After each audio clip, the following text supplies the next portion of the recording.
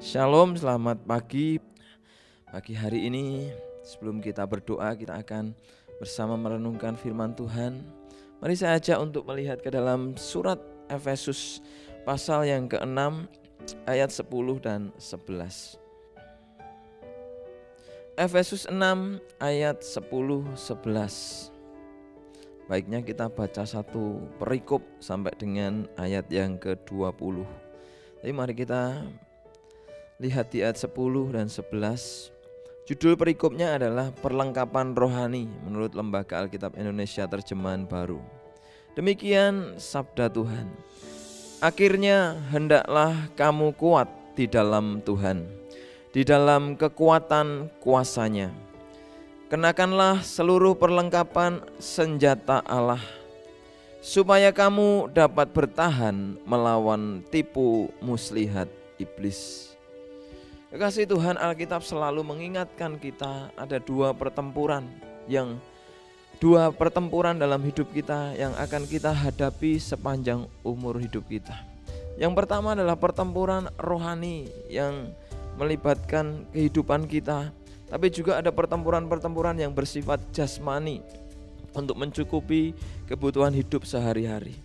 Namun Alkitab selalu mengingatkan bahwa ada pribadi yang harus kita lawan seumur hidup kita kalau kita ingin mencapai yang namanya kemenangan yang Tuhan janjikan dalam hidup kita. Nah, kekasih Tuhan, ayat ini mengatakan bahwa kita akan dapat bertahan menghadapi tipu muslihat iblis. Di balik gonjang-ganjingnya kehidupan yang hari-hari ini terus menggiring kita makin ke dalam keadaan yang tidak menentu, krisis yang diakibatkan COVID-19, dan hari ini kemarin saudara, atau beberapa waktu yang lalu mencapai 1.600 orang positif di Indonesia. Angka yang sangat tinggi, yang tertinggi saudara. Dan akan tidak tahu akan seperti apa lagi. Tapi apapun keadaan hari ini mungkin makin buruk, tapi kita punya Tuhan yang memegang kendali atas keadaan ini. Tidak perlu takut dan khawatir, kita punya Tuhan yang besar yang dapat mengatasi segala perkara. Namun kembali saudara, di balik krisis yang makin tidak menentu dan akan membawa ke dalam satu arah tatanan dunia baru, dan kita sendiri bahkan bangsa kita, pemimpin-pemimpin bangsa kita tidak tahu nanti ke depannya akan seperti apa, ya. Maka saudara, dan keadaan itu bisa menggiring kita ke dalam keadaan-keadaan yang membuat tipu muslihat iblis bisa menjatuhkan iman kita. Saya mendengar ada beberapa anak Tuhan yang mulai meninggalkan Tuhan. Dikasih tahu, dibimbing, sudah tidak mau mendengar lagi. Hanya bisa kita doakan agar mereka kembali. Ada banyak orang yang jatuh, bahkan hamba-hamba Tuhan juga jatuh, tergelincir. Kekasih Tuhan, tipu muslihat iblis akan terus merajalela, saya katakan. Kalau kita tidak menyadarinya, kita bisa lupa dengan gelombang zaman yang makin berubah, dan akhirnya kita akan dapat jatuh kapanpun dalam hidup kita. Mari saudara, kita percaya bahwa Tuhan ingin kita berada di jalur kemenangan. Tuhan rencananya selalu ingin memberi kita kemenangan. Maka mari kita hidup di dalam kemenangannya Tuhan. Kita sadari pertempuran ini makin hari makin berat. Hanya ketika kita mengandalkan dan bersandar kepada Tuhan dan firman-Nya, pimpinan Roh Kudus, maka kita akan bisa memenangkan pertempuran demi pertempuran. Nah, apa yang dapat kita pelajari dari ayat-ayat ini? Yang pertama, kalau kita boleh mengalami kemenangan-kemenangan yang dalam keadaan-keadaan sulit ini, mari kita semakin kuat di dalam Tuhan. Artinya hidup di dalam kuasa ilahi. Dikatakan ayat 10, hendaklah kamu kuat di dalam Tuhan, di dalam kekuatan kuasa-Nya. Di dalam Tuhan, hendaklah kamu kuat saudara, di dalam Tuhan. Nah, kata menjadi kuat di dalam Tuhan ini dari kata endunamoste, atau dari kata dasar endunamo yang artinya jadilah kuat atau tinggal di dalam kuasa Tuhan. Endunamo, di dalam kuasa ilahi, ya. Dinamo seringkali digambarkan dengan kiasan sebuah alat peledak yang namanya dinamit atau bom, saudara. Yang di dalamnya ada partikel-partikel dan ketika itu terjadi gesekan atau panas akan meledak. Dan kekuatan ledakannya tidak terduga. Tapi ketika saya pelajari, saudara, dinamit, roket ataupun senjata nuklir itu dirancang dengan kandungan-kandungan partikel tingkat tinggi ataupun rendah, dan itu dapat diukur, saudara. Orang yang membuatnya tahu berapa kekuatan hulu ledaknya, berapa kekuatan area daya ledak ataupun dampak negatif atau positif yang akan diakibatkan akibat ledakan itu. Nah, yang merancang Endunamo ini di ayat ini adalah Tuhan, saudara. Dialah sang perancang yang tahu berapa kekuatan ledakan, bagaimana anaknya dapat mengalami kemenangan dan bahkan dipakai Tuhan untuk menjadi berkat. Maka kekasih Tuhan, mari kita hari-hari ini yang makin tidak menentu ini, mari kita memutuskan untuk makin kuat hidup di dalam kuasa ilahi. Nah, saudara, satu gambaran di dalam perjanjian lama, ya, dalam Yosua 14 ayat 11 dikatakan, pada waktu ini aku masih lama, sama kuat seperti pada waktu aku disuruh Musa. Ini kata Kaleb bin Yefune. Seperti kekuatanku pada waktu itu, demikianlah kekuatanku sekarang untuk berperang dan untuk keluar masuk. Kaleb berkata bahwa kekuatannya di masa muda ketika dia berumur 40 tahun sama kuat dengan kekuatannya di usia 85 tahun. Saudara, kalau kita perhatikan ini sepintas, saudara, sesuatu hal yang tidak mungkin secara manusia, fisik akan terus menurun, di masa tua semakin tua akan menurun. Daya ingat akan semakin menurun, semuanya akan menurun dan menurun, tetapi luar biasa Kaleb berkata, aku sama kuat pada usiaku yang ke-40 dan sama kuat di usia yang ke-85 tahun. Kenapa, saudara? Karena Kaleb, dia memiliki iman, dia memutuskan untuk tinggal hidup dalam kuasa ilahinya Tuhan. Kuasa ilahi, dia memiliki iman, memegang teguh janji Tuhan dalam hidupnya. Sekalipun, saudara, kalau kita lihat pelajari janji Tuhan kepada Kaleb, tidak ia dengar secara langsung dari Tuhan. Dia mendengarnya dari hamba Tuhan, dia mendengarnya dari Musa.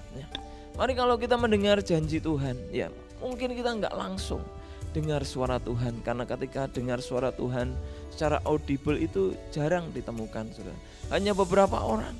Tetapi walaupun kita mendengarnya lewat firman Tuhan, ya, kata orang tetapi lewat firman Tuhan, penyampaian firman Tuhan. Jangan kata orang tetapi bukan lewat firman Tuhan, melalui firman Tuhan. Kalau apapun yang melalui firman Tuhan, lewat siapapun yang menguatkan kita, maka mari kita bersikap seperti Kaleb. Dia dengar dari Musa hamba Tuhan, tapi dia pegang janji itu dan dia alami janji itu. Luar biasa yang dikerjakan Tuhan dalam hidupnya. Kekuatan Tuhan semakin kuat, akan semakin kuat dalam diri kita kalau kita terus memegang kuat janji atau firman Tuhan dalam hidup kita. Nah, saudara, saya melayani kakek usia 85 tahun, 2 hari yang lalu saya datang ke rumahnya, saudara. Lahir tahun 1935, ya. Masih kuat, saudara. Jalan jauh masih kuat, naik sepeda masih kuat, ya. Kemudian masih nongkrong juga di Hek, saudara. Bahkan sampai jauh-jauh malam. Tapi, saudara, walaupun dia kuat 85 tahun, saudara. 85 tahun, ya. Dan dia masih kuat, tetapi satu hal yang saya lihat dari beliau adalah dia mulai lupa dan sudah pikun, ya. Bisa naik sepeda pergi nanti kadang lupa, saudara. Kadang juga ingat, ya. Kadang lupa. Tetapi dia kemudian bahkan suatu hari beli semen, saudara, ya. Beli semen ke toko bangunan. Balik, ya, seharusnya sampai ke jalan di kampungnya harusnya belok kanan, dia bablas. Ternyata dia lupa, saudara. Dia sudah mulai lupa dan ketika saya kaget, saudara. Waduh, nanti kalau saya layani dia terima Tuhan Yesus, jangan-jangan lupa sama imannya. Ini yang saya khawatirkan. Boleh lupa semuanya, terserah deh, karena semua orang kan akan turun, ya, namanya daya ingat, kekuatannya. Tetapi wah, kalau sampai lupa iman, ini gawat, tidak sampai tujuan. Saya berdoa, Tuhan tolong saya. Kemudian saya berkata kepada kakek ini, kayak Mbah, boleh lupa semuanya, tapi ampun lali kalih Gusti Yesus. Jangan lupa bahwa Tuhan Yesus Tuhan dan Juru Selamat kita, yang menyelamatkan, mengampuni kita dari dosa, yang akan membawa kita masuk dalam kemuliaannya, menuju yang namanya kerajaan surganya yang kekal. Jangan sampai lupa ini, Mbah. Ya, Mbah boleh lupa semua yang saya ajarkan ya, karena mulai menurun daya ingat. Seharusnya tidak ya, sudah, kalau bisa kita harus terus ingat firman Tuhan. Tapi keadaannya berbeda. Tetapi jangan lupa Tuhan. Iman yang mendasar, saudara. Dan dia berkata iya, dan dia dikuatkan oleh beberapa kesaksian yang saya sampaikan. Nah, saudara, bahkan dia pun lupa, saudara, dengan saya yang beberapa kali melayani beliau. Sinten nggih? Ya. Tapi saudara, tidak apa-apa lupakan saya bilang. Tapi jangan lupa Tuhan Yesus. Nah, kekasih Tuhan, inilah iman yang dinamakan kita diberi kekuatan yang semakin kuat karena bersandar kepada iman Yesus Kristus yang mati dan bangkit bagi hidup kita. Bahkan dia naik ke surga, dia janji, satu janjinya dia akan datang kedua kali. Ini yang harus kita pegang. Hari-hari ini orang banyak menanti Tuhan, kemudian gugur di tengah jalan karena Tuhan gak datang-datang, karena Tuhan gak juga memberkati hidupnya, karena jodoh gak datang-datang, akhirnya meninggalkan Tuhan, karena berkat gak datang-datang, akhirnya meninggalkan Tuhan, karena gak sembuh-sembuh, akhirnya meninggalkan Tuhan. Saudara, mari kita kembalikan iman kita menjadi kuat, saudara, bukan karena kekuatan kita, karena bersandar kepada anugerah dan kasih Allah dalam kehidupan kita.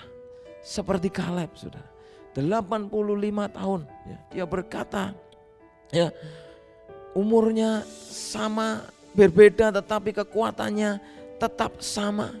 Bahkan dia mengatakan, saudara, kepada Musa ya, dia meminta bagian tanah Kanaan ya, yang dimana tanah Kanaan itu, saudara, ada orang-orang raksasa, orang-orang yang menguasai tempat itu, yang dikatakan orang yang tidak terkalahkan di zaman itu.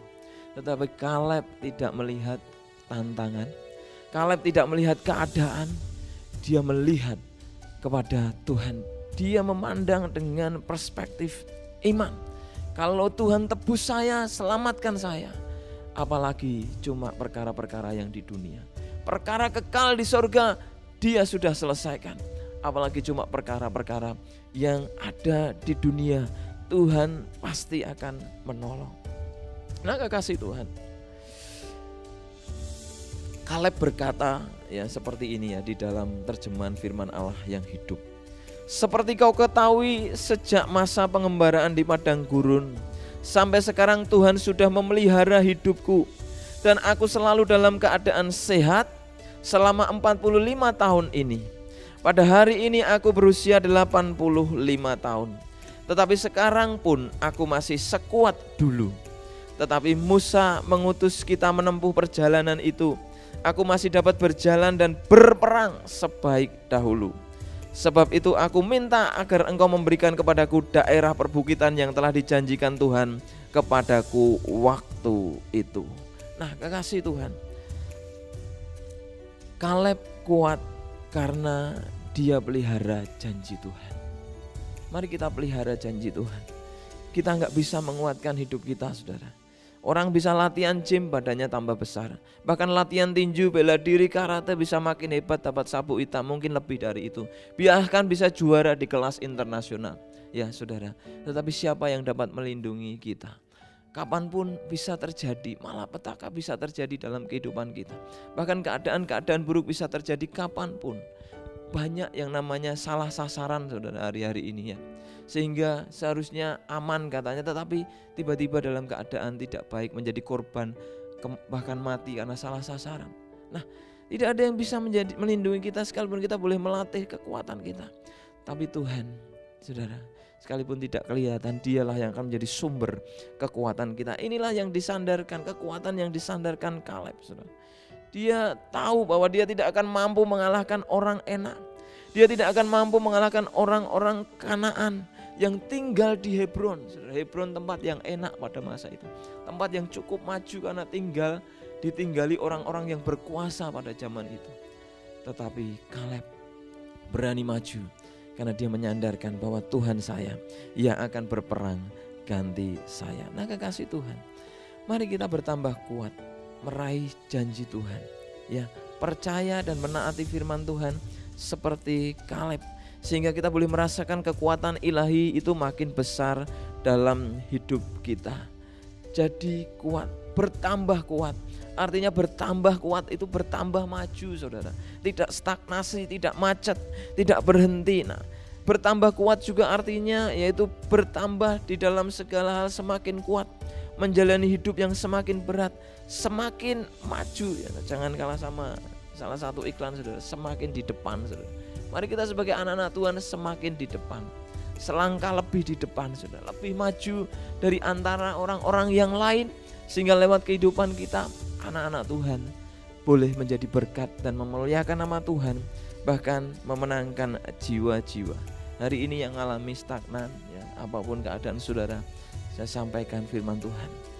Tuhan yang berkata, beliau ingin kita maju, kita ingin bertambah-tambah di dalam segala hal, bertambah kuat, bertambah semakin maju, ya. Jangan mau saudara dijegal oleh iblis sehingga kita menjadi stagnan, terpuruk dalam kehidupan kita. Ayo, mari kita capai sesuatu yang baik bersama dengan Tuhan. Pekerjaan makin maju, saudara, memuliakan nama Tuhan. Sekolah makin maju, makin berprestasi, memuliakan nama Tuhan. Keluarga makin memuliakan nama Tuhan. Ya, pelayanan makin maju, makin rindu apa yang kita raih, ya. Sekalipun sulit hari-hari ini, perencanaan bisa begitu banyak, tetapi kita bisa mengurangi yang namanya hal-hal dalam pelayanan, tetapi tetap ada jalan untuk kita bisa melayani Tuhan dan sesama. Karena apa, saudara? Sekalipun keadaan sulit, justru keadaan seperti ini Tuhan ingin kita menjadi berkat dan terlihat, bukan sekedar terlihat mata, tetapi juga secara rohani bahwa kita bergerak lebih maju daripada yang lain. Bukan bersaing, saudara, sekali lagi, bukan persaingan, tetapi karena Tuhan ingin kita maju, saudara. Kita ingin lebih baik lagi dan tidak macet. Tuhan ingin kita makin maju dan makin ada yang ditambahkan karena kita mencari dulu kerajaan Allah dan kebenarannya. Kaleb yang tua tapi dia makin mau maju. Kita apalagi yang masih muda, ya, yang sudah sepuh, lebih sepuh dari saya, puji Tuhan ada yang lebih maju. Tapi mari kita semua anak-anak Tuhan maju dan menjadi kuat karena anugerah Tuhan. Rasul Paulus dalam pergumulan, dalam pelayanan, saudara, bahkan dianiaya, dia didera, dia mengalami karam kapal, dia mendapatkan tantangan, kesulitan memberitakan Injil. Tapi dia berkata bahwa mari kita mengalami yang namanya kemuliaan yang semakin besar dalam hidup kita. Yang namanya menanggalkan hidup dalam kelemahan, dalam dosa, tapi makin mengalami kemuliaan yang semakin besar di dalam surat Korintus. Dan diterjemahkan dalam literal translation dengan kata mengalami kemuliaan yang semakin besar, semakin yang mengalami next level. Ngalim yang namanya tangga demi tangga yang makin naik. Yang namanya tangga pasti akan makin naik, saudara, kecuali kalau di atas mau turun, ya, baru turun. Tetapi kalau mau mendaki tangga, maka mari kita makin naik. Kita, saudara, tidak tahu berapa kekuatan ledakan dinamit and dynamo tadi yang akan diledakkan Tuhan, karena yang merancang yang namanya perhitungan dinamit itu adalah Tuhan. Tetapi kalau kita mau hidup di dalam kuasa ilahi, maka saya percaya kita semua akan diberkati Tuhan, bahkan dipakai Tuhan untuk mengejutkan dunia dan membawa banyak orang datang kepada Tuhan. Yang pertama, mari kita menjadi kuat di dalam kuasa Tuhan, bukan kekuatan manusia.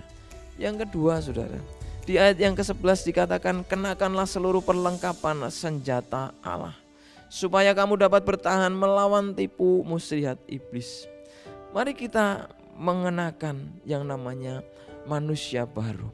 Seluruh perlengkapan senjata Allah dirancang untuk yang namanya memperlengkapi manusia baru.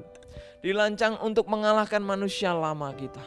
Karena dikatakan, saudara, itu dari kata endosaste atau dari kata dasar enduo, saudara, yang artinya tenggelam ke dalam sebuah pakaian. Gambarannya tenggelam atau masuk seluruhnya ke dalam jubah atau baju jirah. Ya, ketika orang pakai baju zirah, saudara, itu masuk ke dalamnya.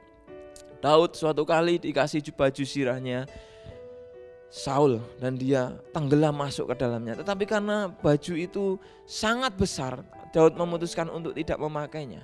karena itu menyulitkan dia. Nah, tenggelam ini gambarannya saudara, kalau kita melihat di dalam Lukas 25 ayat 22. Di situ ya cerita tentang perumpamaan anak yang hilang, di mana ketika dia pulang saudara, ya dari dia ingin bertobat dan kembali kepada bapaknya, dan kemudian bapaknya dari jauh ya dia bahkan menjemput dia. Oh maaf, bukan Lukas 2, Lukas 15 ya.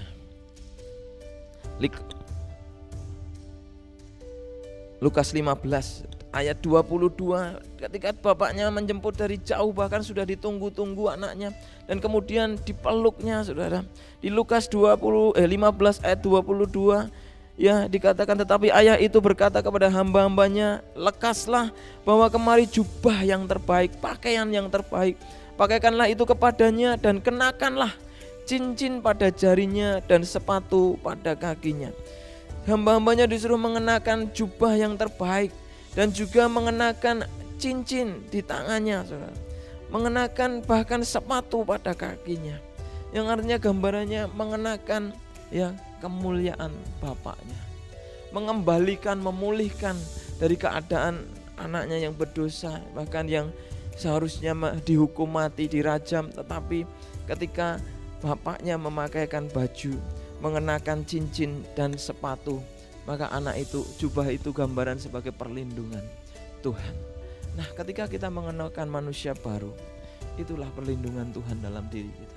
Mengenakan manusia baru tidak bisa dikenakan lewat akal pikiran kita, cara-cara pemikiran kita, lewat hikmat pribadi kita, tetapi harus lewat kita diperlengkapi melalui kebenaran firman Tuhan yang memampukan kita sehingga kita boleh masuk ke dalam firman itu ya.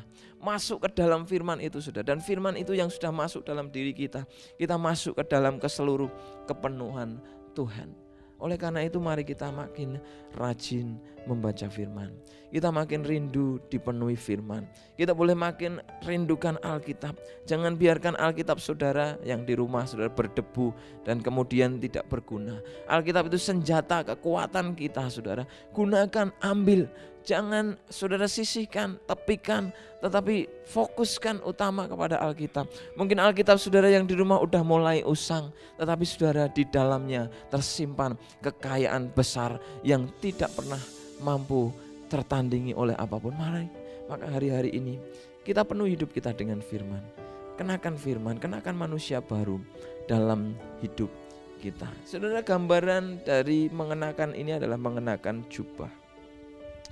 Kalau kita melihat dalam Keluaran 40 ayat 13 dikatakan, kau kenakanlah pakaian yang kudus kepada Harun. Kau urapi dan kau kuduskanlah dia supaya ia memegang jabatan imam bagiku. Di zaman perjanjian lama, jabatan imam besar yang pertama jatuh diberikan kepada Harun. Kemudian ada banyak imam-imam yang juga memakai pakaian-pakaian imam. Nah, ketika Tuhan menyuruh Musa mengenakan pakaian yang kudus kepada Harun sebagai imam bagi umat Tuhan, maka saudara, sesuatu yang ajaib terjadi sepanjang Harun memakai pakaian imam itu saudara. Dikatakan bahwa Harun itu seakan-akan dia tidak bisa mati. Dia pada waktu akan mati saudara, mengalami kematian, Tuhan berfirman kepada Musa dalam Bilangan 20 ayat 28 ya. Kemudian Tuhan berfirman kepada Musa, dan Musa kemudian menanggalkan pakaian Harun dan mengenakannya kepada Eliezer anaknya. Lalu matilah Harun di puncak gunung itu. Kemudian Musa dengan Eliezer turun dari gunung itu. Harun dikuburkan di gunung itu setelah dia mati. Tetapi setelah apa saudara? Setelah dikatakan firman Tuhan, Musa menanggalkan jubah imam Harun. Baru Harun mati di situ saudara. Nah saudara, ini satu gambaran bahwa ketika kita mengenakan manusia baru, mengenakan perlengkapan senjata Allah saudara, kita akan hidup kekal bersama Tuhan.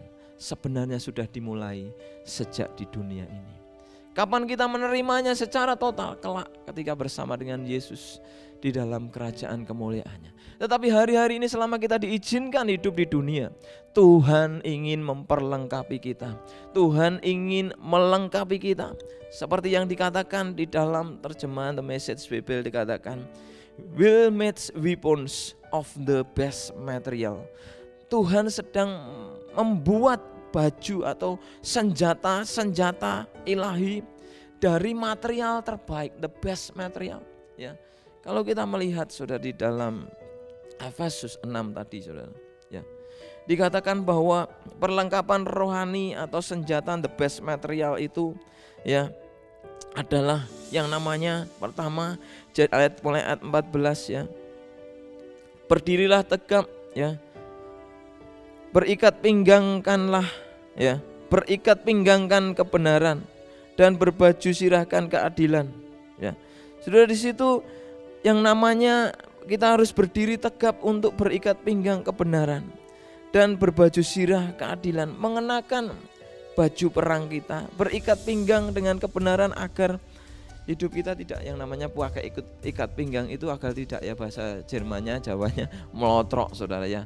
Bajunya melorot kedodoran kemana-mana, kelihatan tidak rapi. Ya, kalau kita hidup menjalani iman kita nggak rapi, saudara, ya. Hidup percaya Tuhan, yes, ingin mujizat, yes, tapi hidup kita kedodoran di mana-mana, ya. Pelayanan tetapi di rumah nggak baik, ya, tidak jadi berkat, jadi batu sandungan.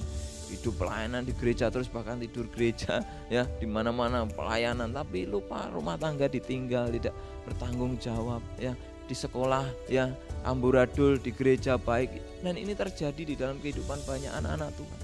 Ayo kita kenakan ikat pinggang kebenaran, sehingga waktu kita pakai ikat pinggang kebenaran, dimanapun kita akan melakukan kebenaran, tidak yang namanya kedodoran di mana-mana, tidak menjadi batu sandungan tapi menjadi berkat di segala bidang kehidupan.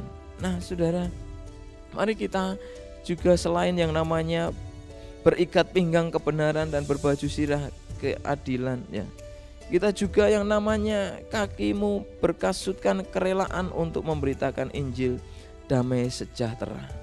Mari kita agar kaki kita memakai sepatu yang namanya pemberitaan Injil, memberitakan yang namanya anugerah Tuhan, memberitakan yang namanya kabar baik, memberitakan yang namanya damai sejahtera, karena ada firman Tuhan mengatakan biar kakimu dilangkahkan Tuhan ke arah jalan damai sejahtera, yaitu kabar baik yang sumbernya dari berita bahwa Yesus mati bagi manusia, menyelamatkan dan menebus dosa. Ada banyak berita baik, saudara, di seluruh dunia, dan itu menolong kita, menguatkan kita, bahkan juga memulihkan kita di beberapa area. Tetapi berita baik yang memulihkan kita, ya, hubungan manusia dengan Tuhan hanya lewat Injil yang menjadi kekuatan Allah. Maka saudara, mari biar hari-hari ini Tuhan memberkati, menolong kita sehingga kita boleh melangkahkan jalan-jalan kita untuk rela memberitakan kabar baik lewat baik tutur kata kita maupun tindakan kita. Dan kemudian mari kita juga yang namanya dalam segala keadaan mempergunakan perisai iman, sebab dengan perisai itu kita dapat memadamkan semua panah berapi dari si jahat. Dan juga terimalah ketopong keselamatan dan pedang roh, yaitu firman Allah. Saudara, gunakan perisai iman, saudara. Perisai iman untuk menangkal semua panah si jahat yang tadi dikatakan bahwa tipu muslihat iblis seperti panah, saudara. Dan kapanpun panah itu dalam peperangan zaman dulu sudah merupakan senjata yang canggih, ya. Tidak bisa dibendung, saudara. Hanya bisa ditahan dengan perisai, ya, kecuali orang sakti, ya. Kalau sudah lihat film itu panah ditangkap, 1000 panah pun bisa ditangkap. Nah, saya tidak tahu kebenarannya, tapi panah waktu itu ditangkal dengan yang namanya perisai. Kalau orang nggak pakai perisai, kita lihat bagaimana kematian Ahab dan beberapa raja, saudara. Tiba-tiba kena di sambungan baju sirahnya, padahal dia menyamar, itu tidak terduga panah bisa kena di dadanya dan akhirnya dia mati. Nah, panah adalah gambaran senjata yang tidak terduga, saudara. Dan tipu muslihat iblis adalah senjata yang tidak terduga yang dikeluarkan iblis kapanpun saudara, di semua area. Mungkin kita bisa bertahan hari ini dalam hal keluarga, tapi belum tentu dalam hal pekerjaan, belum tentu dalam semua bidang kehidupan kita. Maka ayo kita waspada, tetap kenakan yang namanya perisai iman, sehingga perisai itu akan menangkal, mematahkan serangan si jahat. Juga yang namanya kita menggunakan ketopong keselamatan yang agar melindungi kepala pikiran kita ya dari serangan si jahat. Ketopong keselamatan, helm keselamatan, dan juga menggunakan pedang roh yaitu firman Allah. Mari kita dengan iman kita, dengan Alkitab firman Tuhan, kita bentengi. Ya bahkan bukan hanya kita bertahan saudara. Kalau dengan perisai kita bertahan, tetapi dengan yang namanya pedang roh, kita bisa bergerak maju menyerang. Nah inilah yang namanya kita akan mengalami yang namanya pergerakan yang dinamis. Makin maju, makin mengalami pertambahan karena ada firman Allah, pedang roh yang dapat kita pakai untuk menyerang, mengalahkan area-area yang hari ini dikuasai kegelapan. Mungkin banyak beberapa hal yang dikuasai kegelapan. Tidak mau mengampuni, frustasi, takut, ketakutan, kecemasan hidup, kekhawatiran. Itu area-area yang hari ini dikuasai iblis saudara. Mari kita perangi dengan pedang roh. Sehingga area-area yang hari ini mungkin tidak saudara sadari, ya, mungkin juga saya tidak menyadari, kita meminta pertolongan Roh Kudus agar Dia berikan hikmat. Kita menyadari kelemahan kita, kita perangi kelemahan itu dengan pertolongan Tuhan dan firman-Nya. Maka makin hari kita akan makin bisa menyenangkan hati Tuhan. Jangan tidak peka saudara. Mari kita peka. Kalau kita mau dipakai Tuhan lebih lagi, bertambah luar biasa, mari kita peka. Saya ngalami bagaimana dalam pelayanan sudah mulai bergerak, Tuhan izinkan corona tidak bisa bergerak. Tuhan bisa buka di beberapa titik karena anugerah Tuhan, tetapi tidak bisa bergerak karena keadaan corona. Tapi saya mulai kerjakan hal-hal yang baik saudara dalam hidup ini. Nah, ada orang yang saudara minta tolong yang namanya membuatkan tesis saudara. Saya sudah tolak karena saya tidak mau saudara. Tapi dia berkata, mas saya lemah. Saya sudah mulai sakit di mata saya, sudah mulai berkurang, sudah mulai lagi tidak bisa kuat membaca dan lain sebagainya.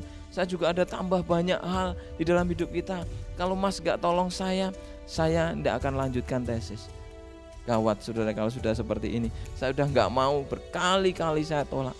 Tapi ya sudah saya tolong. Tetapi Anda juga harus mengerjakannya.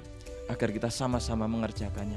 Saling bekerja sama saudara. Dalam pelayanan ini pun sama, ya tidak bisa hamba Tuhan Pak Gembala, Bapak pendeta saudara melayani sendiri saudara. Saya juga bisa melayani sendiri, tapi saya menyadari akan bisa gagal suatu hari. Jauh lebih baik kalau kita bersama-sama saling menopang di dalam pelayanan.